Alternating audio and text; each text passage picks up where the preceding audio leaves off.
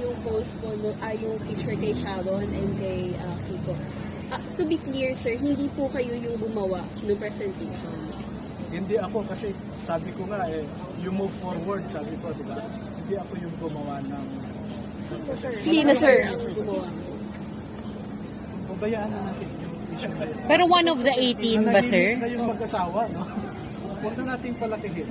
Pero ito ang final say ko dyan. If Senator Kiko and Sharon Cuneta feel that we maligned them, then they are welcome to resort to whatever legal means to redress their grievances, to clear their names, no? At kung kakasuhan nila kami, handa rin naman kaming sagutin yung reklamo nila. Sir, sorry, additional